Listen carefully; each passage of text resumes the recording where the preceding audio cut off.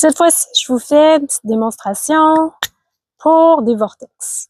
Alors, vortexienne, vortex yang, on en a parlé déjà dans l'autre vidéo. Je vais vous montrer comment je fais. J'ai remarqué que, évidemment, bien que c'est souvent des structures naturelles qui vont être visitées, disons, par plusieurs plans dimensionnels, plusieurs types de vie. Alors, vous trouvez toutes sortes de choses dans ces vortex.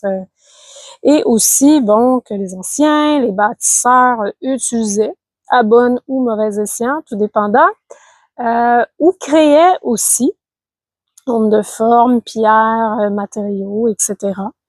Ce que j'ai remarqué quelquefois aussi, c'est que il se peut qu'on attire, par exemple, une cheminée ou qu'on crée un vortex, yin ou yang, tout dépendant, à travers des rituels ou des choses que l'on répète, je dirais, régulièrement. Une méditation, de l'harmonisation avec l'antenne de l'échelle, quelque chose qu'on fait de façon régulière qui installe et crée quelque chose dans la matière sur plusieurs plans dimensionnels, si tel est notre exercice, notre intention, etc.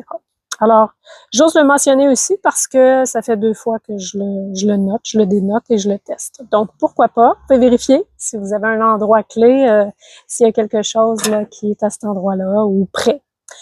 Alors, dans un premier temps, je vérifie le soutien invisible qu'on aura besoin à travers nos paliers. Alors ici, on est dans les coordonnateurs, les tisserands, avec le taux vibratoire 94.99.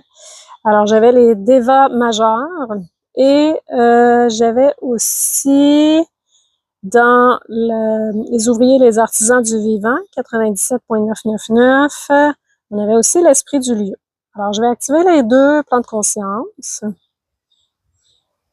Et je vais aussi activer les registres du lieu.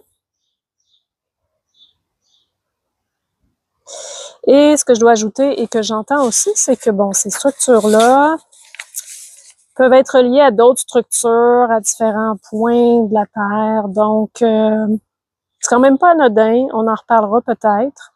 Alors, il y a moyen de faire des ponts. Il y a moyen de faire des ponts, des connexions, je dirais, avec certains lieux, certaines montagnes peut-être, des lieux sacrés, etc.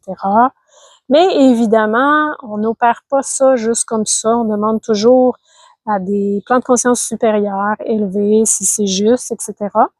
Et de toute façon, à force de travailler intuitivement, il se peut que ces choses-là arrivent naturellement ou que vous les entendiez, que vous entendiez un lieu